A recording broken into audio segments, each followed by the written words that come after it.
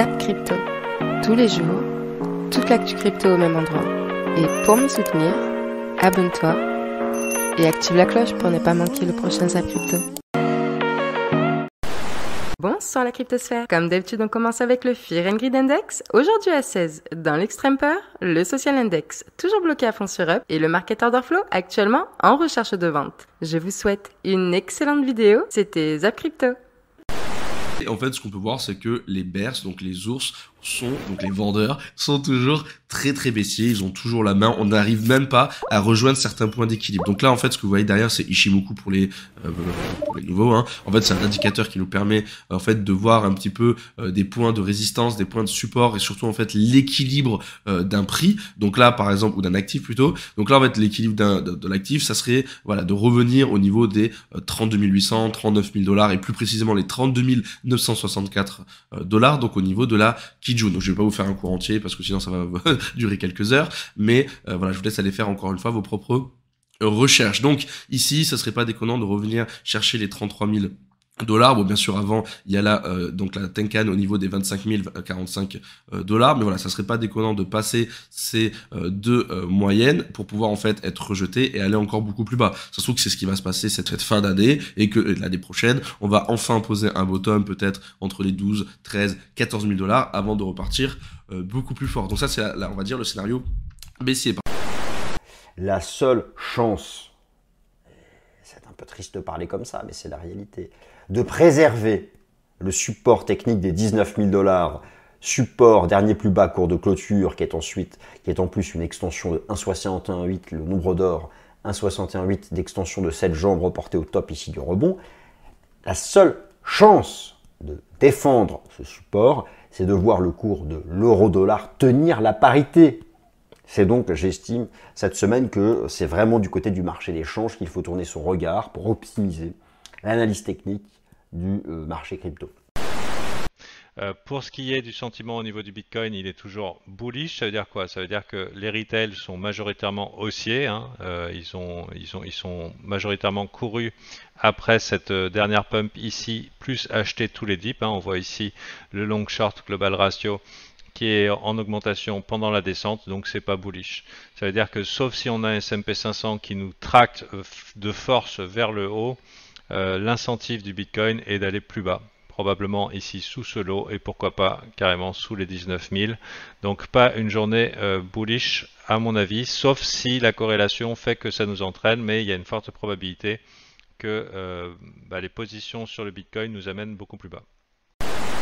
Mais ce qu'il faut regarder, c'est pas forcément uniquement Bitcoin, mais vraiment le crypto total. Dès lors, on a des inconnus. Qui survivra pas? Est-ce que Solana? Est-ce que Avegochi? Est-ce que AAV? Est-ce que ADX? Est-ce que XTZ? Est-ce que Basic Ascension Token survivra ou pas? La question reste ouverte, faites votre choix et renseignez-vous bien sur les fondamentaux. Mais ce qui est probable, c'est qu'on se retrouve au minimum à 6 ou 7 trillions de $ au niveau du market cap total sur le prochain cycle. Bonjour à toutes et à tous, bonjour Karen. Bonjour Vincent. Salut Karen, je suis très content de te retrouver. Alors nous sommes chez Karen, enfin sur la chaîne de Karen aujourd'hui. Mais chez Vincent. Chez Vincent, voilà. Donc ça me paraît pas mal comme setup. Alors nous sommes très heureux de vous retrouver. Ça fait longtemps d'ailleurs avec Karen que nous n'avons pas fait de duo de ce type. On avait l'habitude de cet exercice.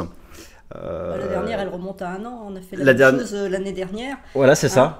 Ça doit remonter à environ 1 an. Ouais.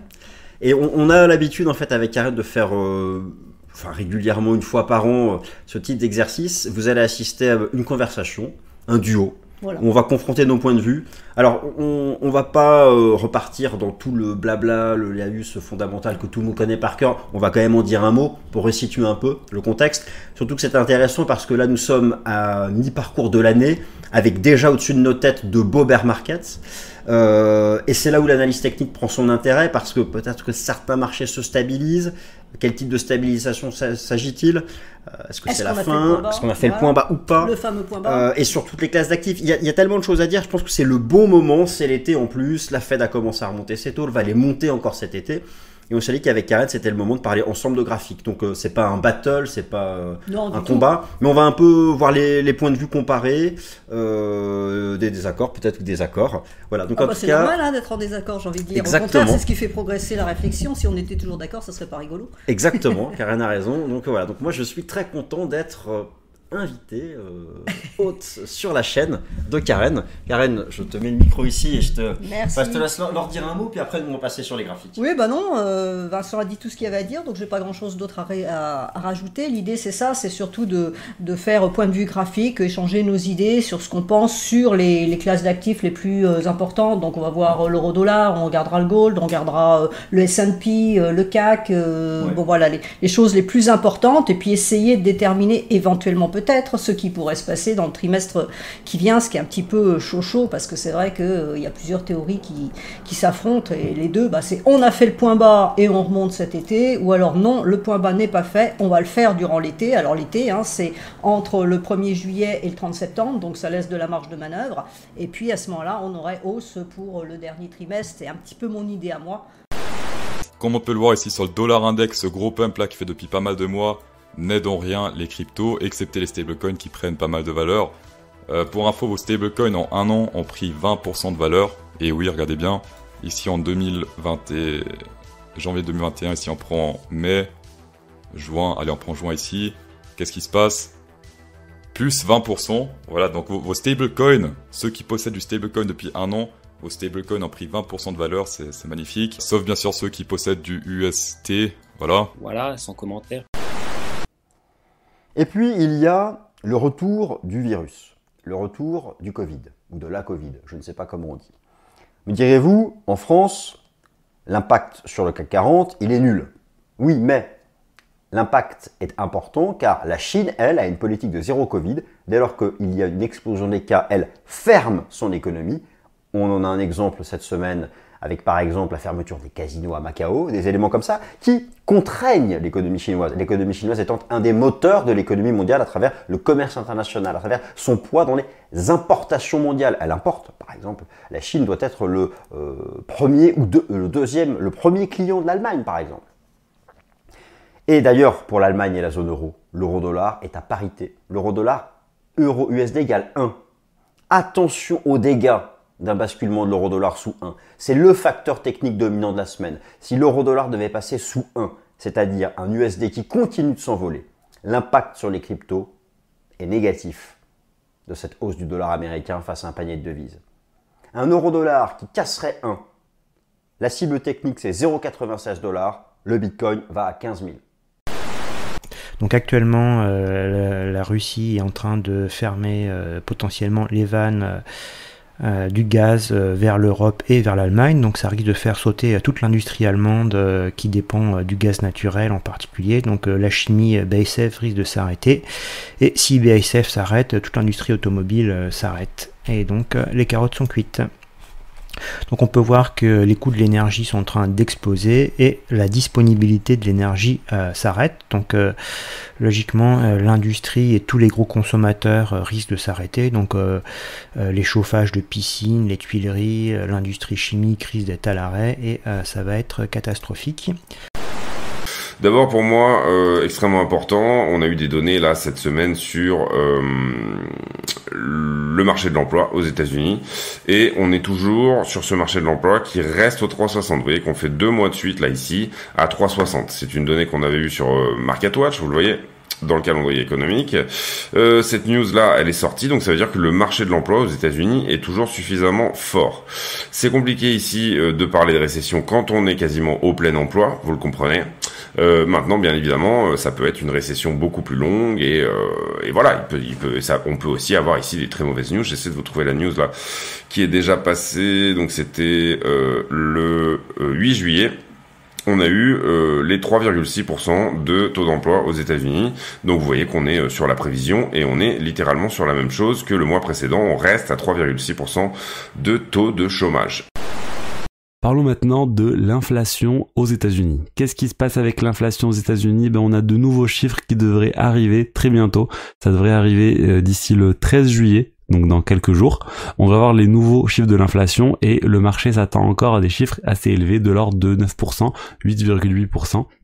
Et potentiellement plus. Donc si on a une inflation encore plus élevée que ce qui est attendu, si on va aller chercher les 9% ou un peu plus de 9%, les marchés devraient encore mal percevoir ce type de choses parce que ça voudrait dire que la Fed va encore mettre en place des mesures pour lutter contre l'inflation qui ne sont pas bonnes à court terme pour les actions, par le marché boursier. Et quand le marché boursier baisse, et ben malheureusement les cryptos baissent. Du coup là on va faire attention à ces annonces de l'inflation parce que ça pourrait avoir un réel impact. Vous avez une chance inouïe. Oui, vous, cher abonné de la chaîne qui écoutez en ce moment ma voix. Vous allez assister à un événement qui ne se présente que tous les 200 ans environ, et en fait, vous y assistez déjà. L'ordre du monde, celui dans lequel vous êtes né, est tout simplement en train de changer. Ce n'est pas la première fois et ce ne sera sans doute pas la dernière, mais à l'échelle d'une vie d'homme, c'est un événement majeur, inédit, plus rare encore que de voir passer la comète de Halley. Cette mutation de l'ordre économique mondial ne se fait pas en un jour. Elle a commencé il y a déjà une poignée d'années et quand elle sera achevée, l'économie, les forces en présence et les modes d'échange vont en ressortir bouleversés. Le monde aura radicalement changé.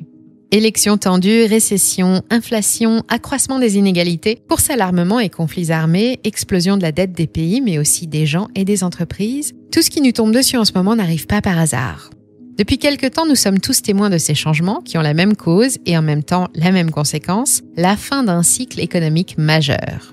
En économie comme dans la nature, tout est cyclique et je vais vous expliquer tout ça. Je vais vous parler d'économie avec un grand E, je vais essayer de la définir simplement, de vous en expliquer les rouages et je vais aussi définir ce qu'est l'ordre mondial dont on parle tellement sans réellement savoir à quoi il correspond. Enfin, je vais vous montrer les signes qui annoncent clairement que cet ordre mondial, dominé par les États-Unis depuis les années 40, vit ces dernières heures. Nous entrons dans une nouvelle ère et nous allons voir ensemble à quoi cela va ressembler. La première news, un exchange en Espagne qui met la clé sous la porte et qui le fait salement en fait. Franchement, j'ai pas trop aimé moi quand j'ai vu cette news. Putain, les Espagnols, comment ils doivent avoir la gueule de bois ce matin. Ouais, donc un exchange qui est là depuis 2017 quand même. Donc c'est un des plus vieux exchanges qui a cours en Espagne, qui s'appelle Together. Un nom prédestiné. Et donc, ils ont brutalement bloqué l'accès à leurs clients et à tous les services. Et ils ont invoqué des conditions de marché difficiles. Bon, écoute, si à chaque fois que ça va mal, tu peux te dédouaner en disant ça, c'est trop mignon. Comme tu le disais, ils ont prévenu les utilisateurs via un email le 6 juillet en disant, écoutez, on est désolé, la conjoncture elle est compliquée, on manque de liquidité, on ferme tout. Okay. Et donc, ce qu'on apprend, c'est que apparemment, jusqu'au 20 juillet, tu auras la possibilité donc de virer ton argent sur ton compte en moyennant des frais de 20 euros de ton solde à titre de frais de gestion, quoi. Tu vois. Ce qui est intéressant dans cet email, c'est justement ce email. Ils envoient ce mail, sauf que quand les utilisateurs essayent de faire des opérations, la plateforme est inaccessible, ils ne peuvent rien faire. Donc... Ah non, mais ils ont disparu des radars. Ils ont même été jusqu'à mettre un message de maintenance sur le site. D'accord ? Voilà. Ils ont effacé leur présence des réseaux sociaux. Ah ouais. Je sais pas si tu vois jusqu'à où ils vont, quoi. Donc aujourd'hui, effectivement, Together, c'est pas Binance. Mais il n'empêche que tu as des gens qui, comme nous sur Binance, avaient des fonds, tradaient au quotidien, ou du moins faisaient leurs emplettes, et se retrouvent aujourd'hui avec tous leurs fonds bloqués et aucune certitude de récupérer quoi que ce soit. Voilà, ça c'est une utilisatrice espagnole, là vous le voyez, ça c'est quand elle a lu le mail, elle a pas compris, quand elle a essayé de se connecter à la plateforme, voilà. Bon écoute, un exchange de plus qui met la clé sous la porte et qui va disparaître avec les fonds de ses utilisateurs et des utilisateurs qui se mettent... On n'espère pas, mais... Le mec, l'espagnol, chérie, on est pauvre. Voilà. Ah là, la paella, c'est sans crevettes, ça va être sec. Donc c'est très malheureux, ça met encore, tu vois, le doute sur l'univers et tout ça, et ça va pas rassurer qui que ce soit, quoi. Ah, écoute, j'ai l'impression que, en fait, il y a beaucoup d'utilisateurs qui prennent des cryptos et qui les laissent dormir et qui n'y pensent même plus, qui les laissent sur les exchanges, et encore une fois, on le répète, je crois, 50 fois par vidéo. Les gars, si vous n'avez pas les clés qui sont rapatriées sur vos cold wallets, sur une clé Ledger, c'est pas vos cryptos, donc vous n'y aurez plus accès. Si vous faites du long terme quand vous achetez vos cryptos, juste mettez-les sur votre Ledger. Si vous avez des news comme ça qui apparaissent, au moins vous êtes serein. Vous dites, écoute, je vais dire une bêtise, demain Binance disparaît, je m'en fous, j'ai tous mes cryptos sur le Ledger. Salut Binance, c'est pas grave. En tout cas, il y a de l'argent qui arrive toujours dans le système, je vous le dis à longueur de temps, ça c'est hyper important. Première fois en Russie, 1 milliard de roubles émis par là. Sberbank sur la blockchain. Ça, c'est pas mal aussi. Encore une fois, notre système grossit. On sait que la Russie s'intéresse énormément à la crypto-monnaie. Bon, on met la guerre de côté, hein, tout de suite, là, évidemment. Hein. Parce que j'entends déjà des gens me dire, ouais, on va pas parler de la Russie parce qu'ils sont en train de tuer les Ukrainiens. Je suis le premier à dire, c'est pas bien ce qu'ils font, etc. C'est terrible, la guerre en Ukraine, c'est terrible, vraiment. Mais malheureusement, à mon âge, j'ai appris une chose quand même, c'est qu'avec le temps, tout s'oublie. Malheureusement, je dis bien malheureusement, c'est que les États vont oublier. Hein. Demain, ils se taperont tous sur le dos. Ils vont mettre le temps, hein. 20 ans, 30 ans, 40 ans, parce que si vous intéressez un peu l'histoire, moi je suis un fervent d'histoire, si vous saviez toutes les histoires qu'il y a eu, la Chine, la Russie, les Français, le mal qu'on a fait nous autres à tout le monde, alors que quand les autres font du mal, on va en parler pendant 3 siècles, mais nous, on va oublier en 2 secondes. Vous voyez, c'est un peu compliqué, hein, c'est un peu compliqué. Donc je suis pas là du tout pour juger tout ça, je suis juste là pour vous informer. En tout cas, la Russie s'intéresse vraiment au blockchain. Hein. Le blockchain, on sait bien que de la blockchain par la DeFi, hein, la finance décentralisée, etc. Donc c'est intéressant tout ça pour l'écosystème, je parle bien, hein, on n'est pas en train de juger. On débute les actualités du lundi avec les fondateurs de Suaro Capital qui ont probablement des choses à se reprocher. Et pour rappel, Suaro Capital est le fonds d'investissement qui a récemment été mis en liquidation judiciaire par la justice britannique et qui avait déposé le bilan sous le chapitre 15 afin de se protéger temporairement de poursuites judiciaires de créanciers tels que, par exemple, Voyageur Digital à qui ils doivent 350 millions d'USDC ainsi que 15 250 BTC. Mais je précise que Voyageur Digital est loin d'être le seul acteur en difficulté suite aux erreurs de gestion de Suaro Capital, et ils ont même les autorités monétaires de Singapour qui enquêtent sur eux suite à la non-déclaration d'activités externes, ainsi qu'à un dépassement du seuil d'actifs sous gestion. Et visiblement les fondateurs ont des choses à se reprocher, étant donné qu'ils sont à l'heure actuelle introuvables, car les enquêteurs ont trouvé les bureaux de la société à Singapour complètement vides, et d'après les déclarations des autorités singapouriennes, les dirigeants n'auraient montré aucun signe de coopération. Et donc les avocats se disent plutôt inquiets de la situation, étant donné que les actifs détenus sont des crypto-monnaies qui sont par nature facilement transférables, avec en plus des NFT qui auraient déjà été transférés sans raison apparente. Bref, pour le moment la situation semble plutôt préoccupante pour les anciens clients de Suaro Capital, mais une audience devrait avoir lieu ce mardi 12 juillet, où les 2 dirigeants devraient en théorie présenter une liste des actifs détenus par la société, et bien sûr affaire à suivre dans le Daily Crypto. Les amis, la communauté crypto française vient de subir un scam, une arnaque qui s'élève entre 3 et 4 millions de dollars par un youtubeur supposé un arnaqueur. Dans cette vidéo, on va revenir rapidement sur ces événements, comment le scam a eu lieu, mais surtout on va voir comment avec un esprit critique un petit peu plus affûté, on peut éviter de tomber dans ce genre d'arnaque et éviter 99,9% des scams. Et aussi, est-ce que cette arnaque aurait pu être évité ou aurait pu être largement amoindri. Vous allez voir, c'est un sujet très intéressant. Certaines choses risquent même de vous choquer. Qu'il soit jugé ici ou dans une autre vie, et il sera jugé un jour ou l'autre. Et j'espère vraiment qu'il, c'est pas bien parce que je suis chrétien, donc je suis censé aimer tout le monde, mais vraiment qu'il mérite en fait ce qui va lui arriver, quoi, ce gros connard. Donc du coup, voilà les gars, je sais pas quoi vous dire d'autre. Si vous avez des questions relatifs à la police, ou alors vous êtes allé voir la police et il y avait des trucs qui ont pas allé ou autre, n'hésitez pas à écrire dans les commentaires pour que je puisse vous aider, ou à venir dans le Discord aussi, comme ça je vous répondrai, je vous aiguillerai s'il manque des éléments, s'il y a des trucs ou quoi. Il y a aucun problème les gars. J'ai pris des plaintes pendant 4 ans, donc je sais ce que c'est les plaintes. Après là, sachez que le service d'enquête, a priori, sera un service d'enquête spécialisé parce que c'est une escroquerie financière et que du coup il y a des brigades financières qui sont spécialisées là-dedans. Il y a aussi des brigades aussi qui s'occupent un peu des infractions liées à Internet. Donc du coup voilà, moi c'était pas mon cas, mais j'étais généraliste en police secours, je prenais des plaintes et du coup je peux vraiment vous aider s'il y a des problèmes là-dessus et qu'il y a des choses qui vous paraissent pas très claires, quoi.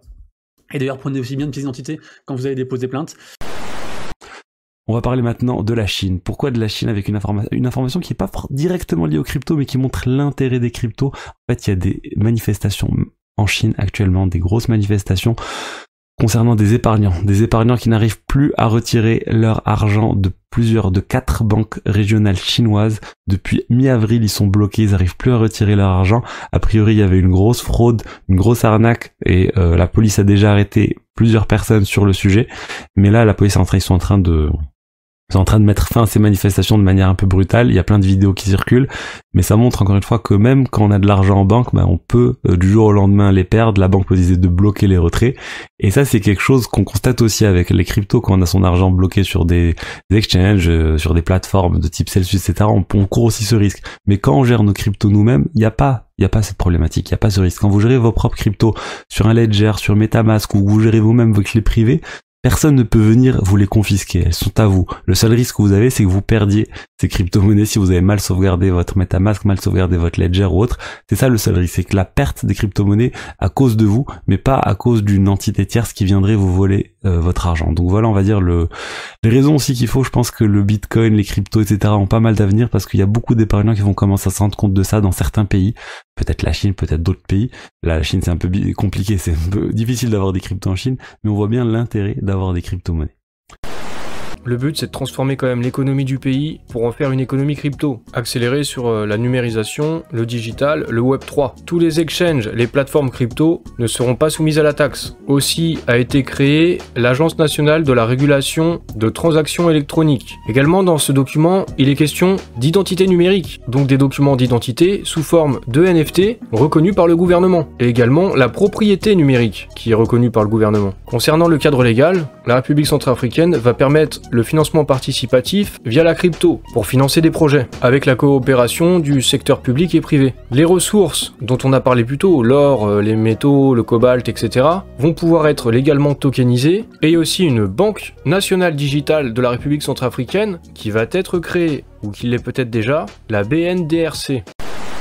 Et finalement, on a Changpeng Zhao, le PDG de Binance, qui s'est prononcé sur la libération des bitcoins de MTGOX en déclarant qu'il n'était pas inquiet pour le prix de bitcoin, car il a déclaré, je cite, « Demandez-vous simplement si vous étiez dans le secteur des cryptos et si vous aviez acheté des BTC à partir de 2014, seriez-vous maintenant pressé de vendre ? C'est la mentalité des nouveaux entrants versus celle des anciens entrants. » Alors aujourd'hui, je vais vous parler de l'interopérabilité, qui est un enjeu assez important dans les blockchains aujourd'hui. Alors ça sera vraiment succinct, je vous invite ensuite à aller pousser plus loin. Je vais vous mettre 2 articles que j'ai trouvé vraiment intéressants sur le sujet. Un du JDN et un de Cryptost, notamment de Victor Moison, qui était vraiment super bien fait et qui m'a permis de savoir notamment que Avalanche était un layer 0, chose que je ne savais même pas, je croyais que c'était un layer 2. Donc voilà, comme quoi on en apprend tous les jours, et donc je vais vous partager ce que je connais de ce sujet-là de façon assez synthétique, et puis je vous invite ensuite à aller diguer pour aller plus loin.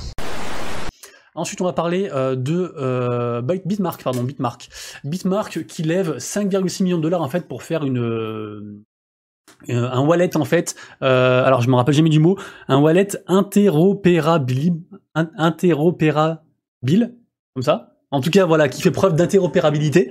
Ça veut dire quoi? Ça veut dire qu'en gros, avec un seul wallet, vous avez accès à toutes les blockchains. C'est-à-dire que ça fait tout seul, en fait, la transition entre, je sais pas, Polygon, TH, la BSC, Solana, enfin, tout ce que vous voulez. Et du coup, c'est pour simplifier un petit peu tout ça. Le wallet s'appellera Autonomy, et du coup, c'est une affaire à suivre parce que c'est un gros projet. Du coup, voilà.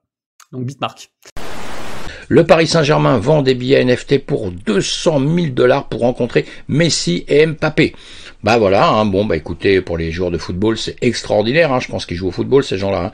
Et enfin c'est extraordinaire, voilà, les NFT servent à quoi faire aussi, à gagner beaucoup d'argent, on l'a compris, hein. Alors je sais pas s'il faut dépenser 200 000 € pour aller boire un coup avec Messi et Mbappé, peut-être dites-moi les commentaires, donnez-moi les commentaires, hein. Moi sincèrement c'est le genre de choses que je ferais pas du tout, mais voilà.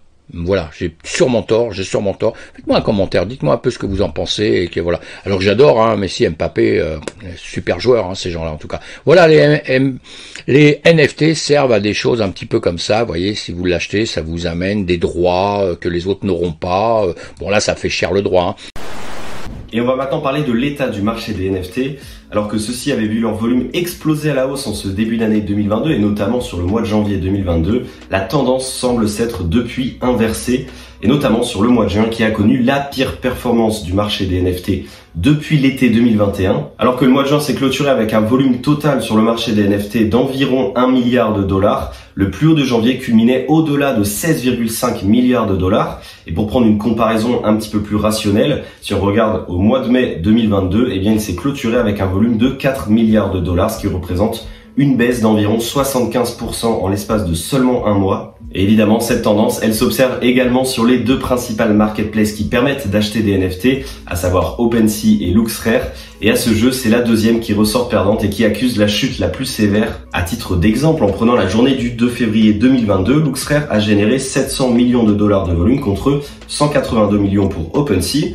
Au 30 juin dernier, OpenSea générait 15 millions de dollars de volume quand LooksRare s'élevait seulement à 5,5 millions. Et donc ce dernier voit son volume divisé par 127 sur les deux journées comparées quand ce coefficient est de 11 pour OpenSea. Alors bien entendu, ces statistiques permettent d'apporter une vue globale sur l'état du marché des NFT et ça n'empêche pas que d'autres projets continuent de voir le jour quotidiennement et continuent également de performer. Toutefois, il est certain que ce ralentissement de l'activité permettra d'épurer et de sortir certains projets qui n'avaient aucune valeur ajoutée. Alors, ce zap t'a plu ? Dis-moi en commentaire quelle est l'actu qui t'a le plus intéressé.